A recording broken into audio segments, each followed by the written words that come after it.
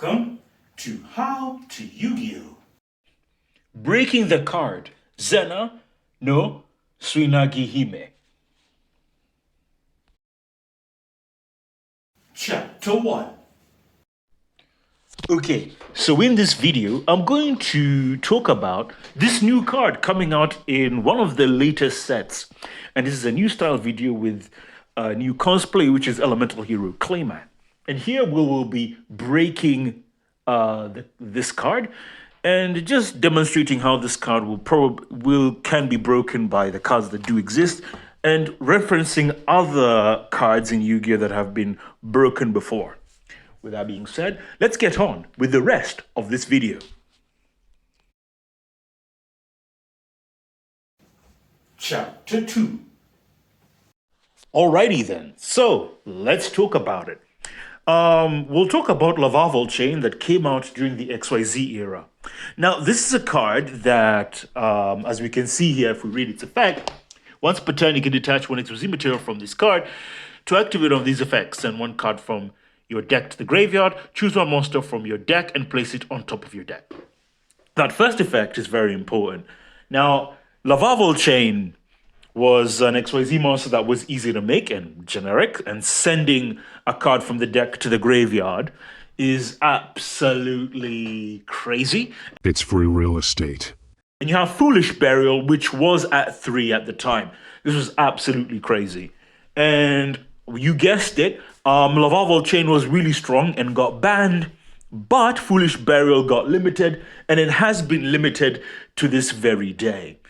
Please remember this very carefully, as sending cards from the deck to the graveyard was this was the introduction of this style of effect. And this is a style of effect that was extremely powerful, really quite broken for the time period. And we're going to be seeing this effect appear again and again, and we're going to see it get banned again and again. For now, this is what we see in the early time of XYZ in the XYZ format. Let's move on. Chapter 3. And over here now, we have Beatrice, Lady of the Eternal. Now, this is a card that came out in the midway of the Pendulum format, around 2016, during that time. And sure, it has the same effect as Lavalval chain. Now, part of the reason why this card didn't see any play or fringe play was because rank 6 were hard to make in Yu-Gi-Oh! At the time. It wasn't just something every deck could make. Facts. Unlike level 4s, which were very easy to make. But given some time, this card was being able to get made easily with Virtual World came out, and during the 2020s, it was easy to make, and we could see it being abused similarly to Lavalval chain, with the exact same effect of we're able to send one card from the deck to the graveyard. A very familiar effect, a very familiar scene. That sounds oddly familiar. This was really too strong, and again, it was banned. And we had another card similar to the time, which was Transaction Rollback, which could copy any normal trap. So it was really quite insane. But you've got to remember, at this time, Lavalval chain did not exist. Foolish Burial is at 1. So yeah, but still, Beatrice was banned because there were other cards that we were using to abuse with it. Okay, because Beatrice didn't just exist in a vacuum. There were other cards existing with it. Let's go to the next slide, and you can see the other cards that existed with it. Chapter 4. And as you can see on this slide, this was the cards that existed with it. We had Curious, the Lightsworn of the Dominion. We had Union Carrier and Nightmare Griffin during the 2020 era. Curious was absolutely insane. So not only did you have another card that did exactly the same thing as Beatrice, because you can send any card from the deck to the graveyard, you had Union Carrier, which does a similar thing, and then you have Nightmare Griffin that allows you to reset a spell or trap from your graveyard back onto the field on summon. Absolutely insane. And I think you guessed it. So it took a few years, but Beatrice was definitely banned because you could abuse it, as you could send a spell or trap or floodgate to the graveyard, make Griffin reset that card, and it was just insane. And because all these things are in the extra deck again, the amount of abuse, the amount of things that you could do are insane. So I think you know the deal. Curious the Lightsworn Dominion was banned. Union Carrier is banned, and it's only recently, I think last year, that Nightmare Griffin is banned. That's really convenient. So we're here now, and we can see all these things. Now let's go over to the new card that is coming out this year. Okay, let's go to the next slide.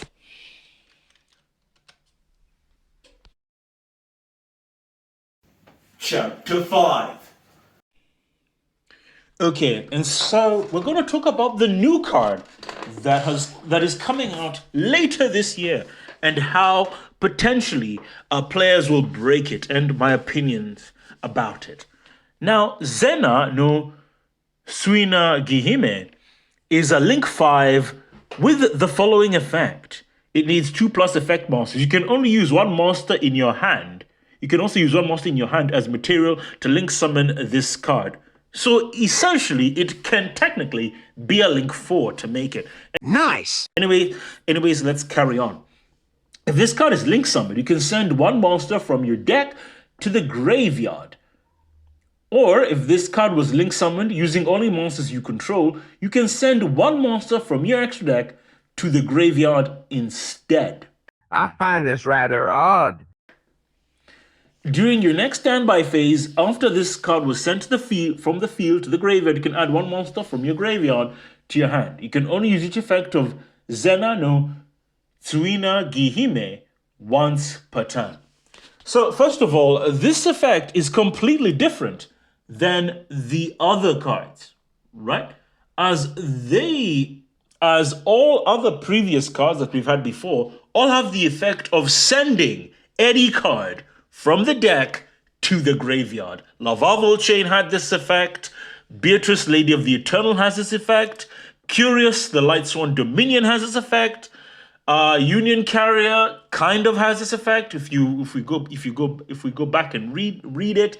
And essentially, this Zenna-no-Tsuinagihime does not have this effect. However, it just has the effect of sending a monster, any monster, from your deck to the graveyard. So already, this is severely weakened. The truth you need to know. The effect. So we are learning here. Konami is learning here and has weakened this effect. And I would say, like, can this card be broken in current Yu-Gi-Oh? I'm gonna say it's very difficult.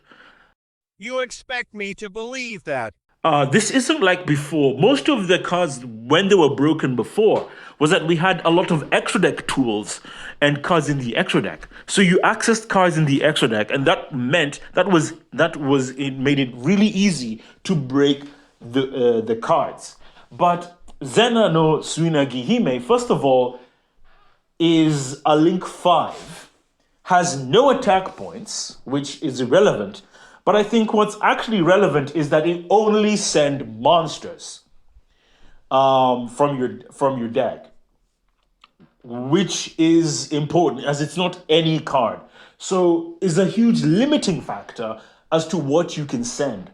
Another thing as well is, while yes, you can technically send something like Orchest, but right now for Yu-Gi-Oh! In 2026, sending just monsters or to the graveyard is not something that is exclusive, is something generic that most decks do anyway. So this isn't a new kind of effect. If it said if it was an effect that said to send any card, That is completely different. Another thing as well is that, as if you can see from the screen in front of you, a lot of the effects that we would have to obviously grab a spell or trap or things like that are now in the main deck.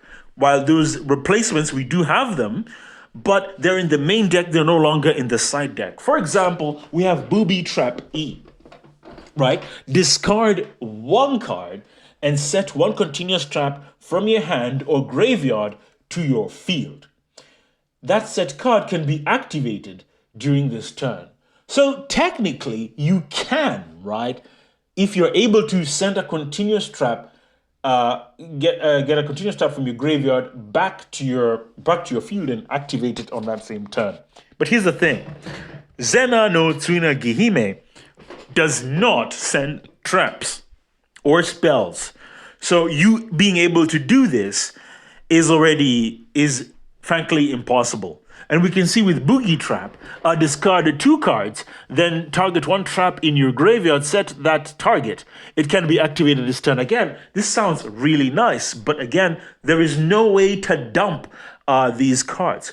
While, yes, we do technically have a normal spell called Foolish Goods that allows you to dump spell or traps, but again, that is a main deck card. It is not a card in your extra deck, which means this is going to now be battling for space in your deck and going to be a lot of bricks. There's a lot of bricks already that we're playing in the deck. But we do have an extra deck card that does exist, which is Barricade Borg Blocker. Let's read that effect. If this card is Link Summon, you can discard 1 card during the end phase of this turn, add 1 continuous or field spell from your graveyard to your hand. You can only use each effect of Barricade Blocker once per turn. Face-up spells you control cannot be destroyed by opponent card effects. Now, this effect sounds great. However, it adds in the end phase. Not straight away. I think we saw with the previous cards that we had before, we were able to add cards like Nightmare Griffin. You're able to recover a spell or trap immediately and set it. Sure, you cannot activate it that turn, but you get the idea, right? You're able to do things, you're able to have things straight away. This is delayed. You get to do that at the end of the turn. So it comes back to your hand at the end of your turn. You're not able to use that spell or trap. You're not able to do anything with it. It is absolutely pointless, right? Just not good at all, okay? Not good at all. And so here we can already see that breaking Zenna-no-Tsuinagihime is just not possible. We just do not have any extra deck cards at the moment that allow us to break these cards. Another thing as well, it only sends monsters. It doesn't send any card. And so I would say that breaking this Link 5 is not possible. Let's talk about another reason why it's going to be very difficult to break this card.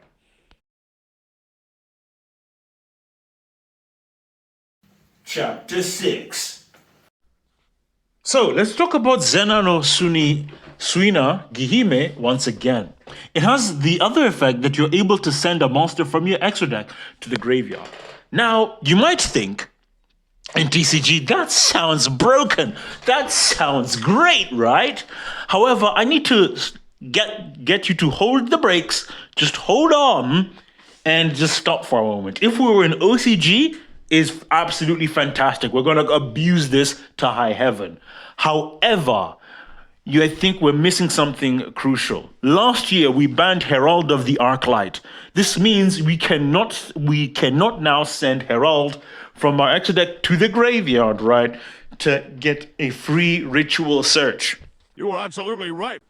These are the only 2 targets that you can do that we have at the game at the moment, which is Garura, Wings of Resonant Life, and Golden Cloud Beast Malong. Yeah, the targets are not the best. Whether it's the Tri-Brigade Link 2 that allows you to draw 1 and, reset 1, or the another Tri-Brigade Link 2, a Bear Bram, which would allow you to, again, to add any Tri-Brigade spell or trap, which is not the best. So maybe you're making a hybrid, I don't know. You could send Cyframe Omega, which would allow you to add any card from your add Omega itself, another card from your graveyard, back into the deck. I don't know. That's a bit weak, Chief. I'm not convinced. This stands for failure. Maybe we could. Let me think. I don't know. Maybe you could send the meteorology. I don't know. The part of the issue with Zenna-no-Tsuinagihime is that the targets we're sending with this card are targets that we would usually send and are meaningful with Ultimate Slayer. Right? These are Ultimate Slayer targets, which Ultimate Slayer is a board breaker, and we would use those targets for a board breaker.